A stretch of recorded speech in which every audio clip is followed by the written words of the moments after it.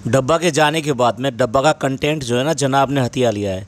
इससे पहले कभी आपने देखा होगा किस तरह से फैमिली का इन्वॉल्वमेंट इनके व्लॉग में रहता था? नहीं रहता था। जनाब ने एक बार फिर इसमें अवार्ड का जिक्र किया और इसी व्लॉग में मैडम की चोरी एक बार फिर पकड़ी गई।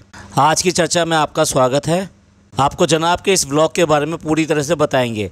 जो लोग इस चैनल पर पहली बार आए हैं तो प्लीज़ सब्सक्राइब कर लें और बेल आइकन भी दबा दें, जिससे कि आने वाली वीडियो की इन्फॉर्मेशन आपको साथ ही साथ मिल जाए। मैडम और जनाब एक बार फिर क्रेविंग वर्ड को बहुत फोकस कर रहे हैं।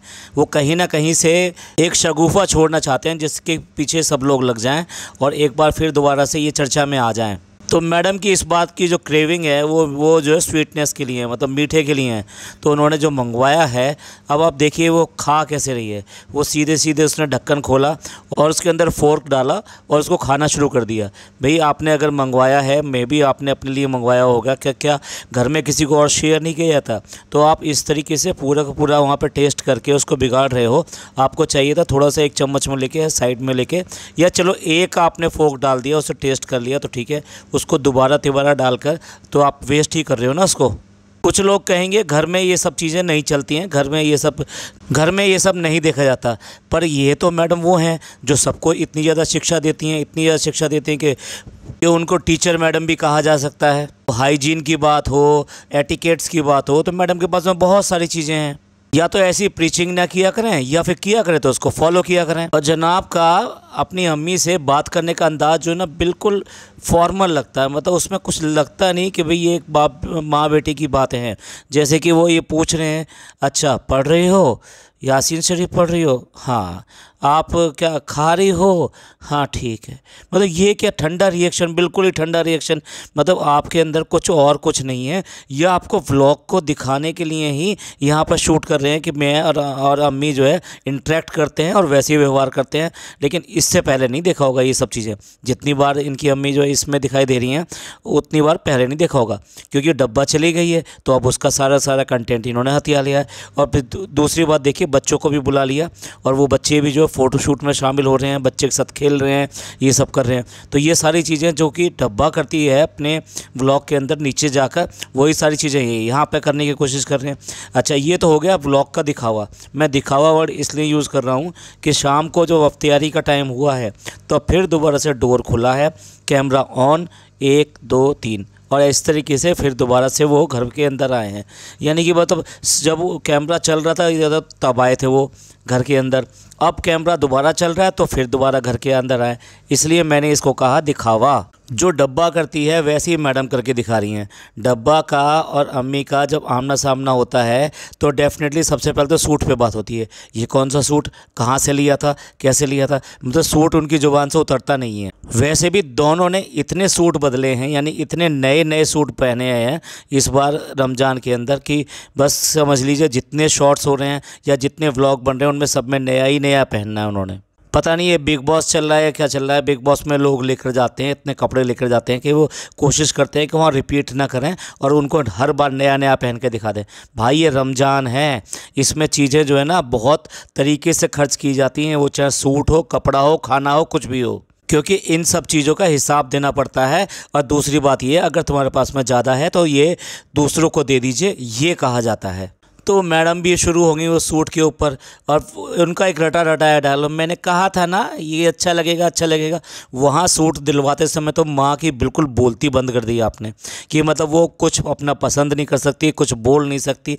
अगर उसने यही था कि भाई तुम्हारी पसंद का लेना तो फिर घर पे ही बैठना था ना, तो ये ले आते। फिर अगर लेकर गए हैं तो पसंद के लिए लेकर गए हैं, तो वहाँ पर जाकर तो कोई पसंद नहीं हुई।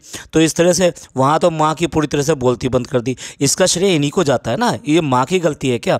या ये कह सकते हैं कि माँ के अंदर गुस्सा था इस बात का कि घर की मेंबर क्या वो बेटी नहीं है? बेटी के जाते ही आप जो शॉपिंग के लिए चले जाते हैं, जबकि बेटियों के लिए तो सबसे पहले ख़रीदा जाता है, बाद में दूसरों के लिए ख़रीदा जाता है। चलिए कोई बात नहीं, वो चली गई थी, उसका प्रोग्राम था और शेड्यूल था, आप लोग मार्केट नहीं जाए, कोई बात नहीं। लेकिन जब आप गए थे तब उसके नाम का तो लेना चाहिए था ना कि भाई हम उसके नाम का भी लेकर आए। वो चली गई है लेकिन ये हमने उसके लिए लेकर रख लिया है, ऐसा भी नहीं किया। इसका कुल मिला के मतलब ये है कि आप कहीं ना कहीं उससे बदला ले रहे हैं उन चीज़ों का। जब आप दुबई चले गए थे तो जिस तरह से वो सारे घर को लेकर घूम रही थी इधर से उधर, उसका बदला ले रहे हो उसका कि उसके जाते ही आपकी शॉपिंग भी शुरू हो गई, घर के अंदर एंट्री भी शुरू हो गई और ये सारी चीज़ें वही करनी शुरू कर दी जो कि वो करती है। क्या नंद भाभी में इतनी ज़्यादा जलन है? और क्या अब इसके लिए भाई भी शामिल हो चुका है इस सब के अंदर? क्या यही है सच इस आइडियल फैमिली का जो साथ साथ का नाटक करती है?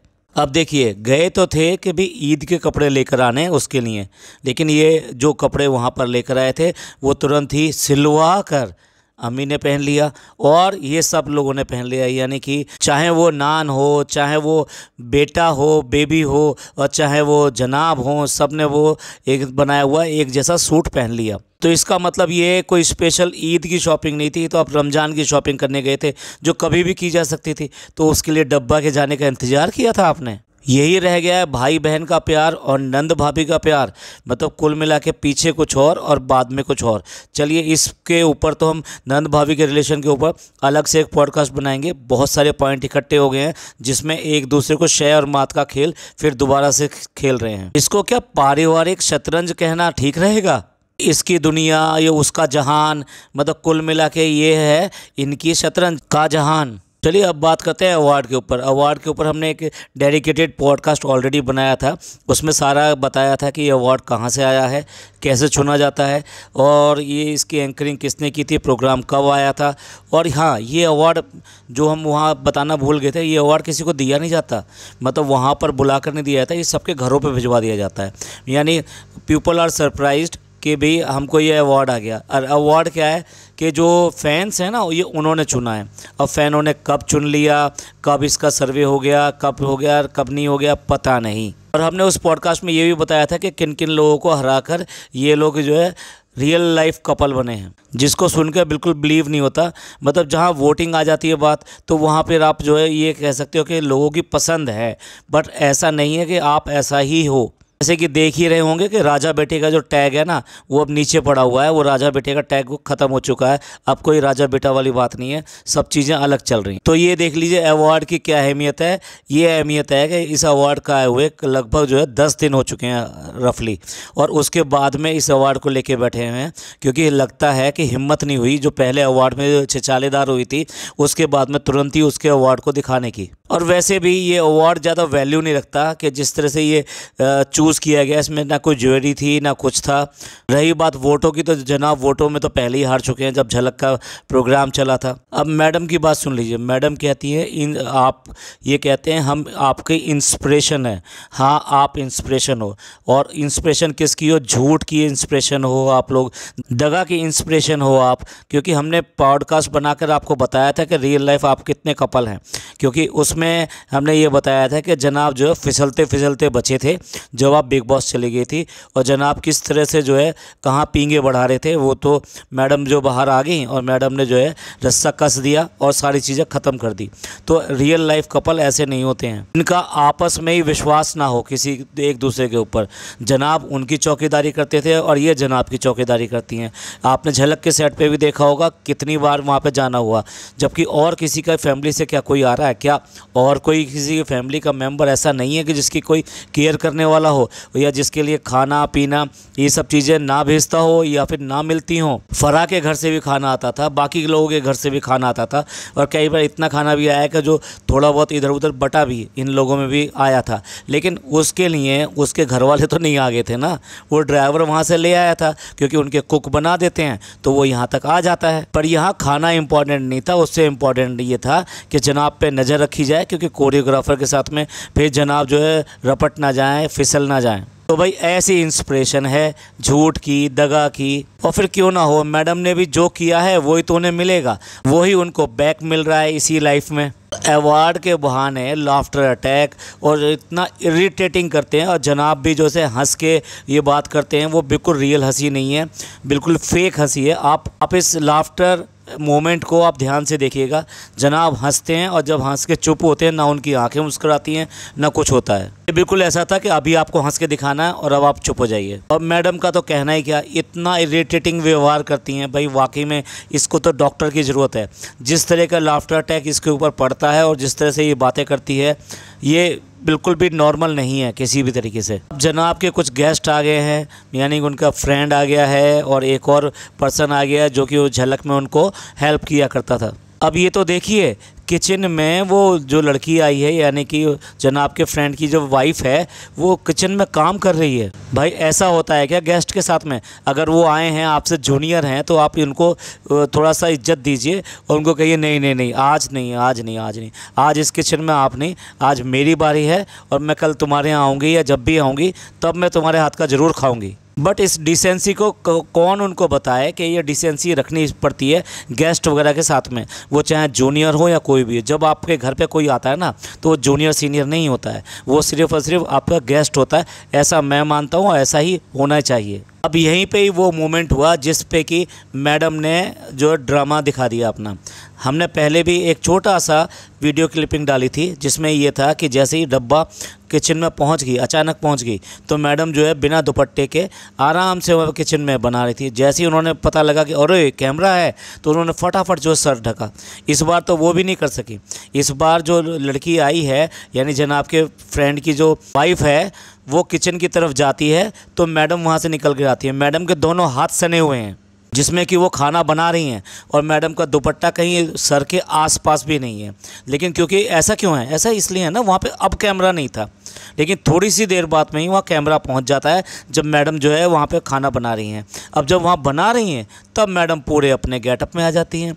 तब वो जो पूरी तरीके से सर ढका हुआ तरीके से दुपट्टा सर पे वो आ जाता है। तो कुल मिला के ये एक बार फिर पकड़ी गई कि कैमरे अगर सामने हो तो खाना बनाते हुए सर ढक लो, क्योंकि इनके जो व्यूवर्स हैं ना, जो पड़ोसी हैं, वो बुरा मान जाएंगे। उनको दिखाना है कि हम तो तुम्हारी तरह करते हैं, उन्हीं के तरह के कपड़े पहनने हैं। हम चाहे ऋतु कुमार के लाएँ, चाहे किसी के भी लाएँ, चाहे विवाह के लाएँ, चाहे किसी के भी लाएँ, लेकिन हमें जो आपके जैसे कपड़े पहनने हैं। और उसके बाद में सर ढककर खाना बनाना है, खाना खाते हुए भी ऐसे करना है, वो बात दूसरी है। अब आप कुछ दिन में ही देख लीजिएगा खाना खाते हुए। हमने इससे पहले भी दिखाया था, जब ये रमज़ान नहीं आया था उससे पहले भी मैडम मज़े से खा रही थी, तब कोई सर ढका हुआ नहीं था। तो कुल मिला के ये है कि हर चीज़ अपने मतलब के लिए अपने तरीके से यूज़ करती हैं मैडम।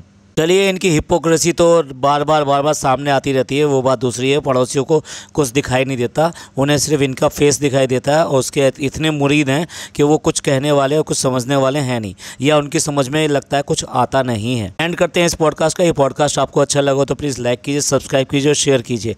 खुश रहिए, अपने लोगों का ख्याल रखिए। थैंक यू, धन्यवाद, शुक्रिया।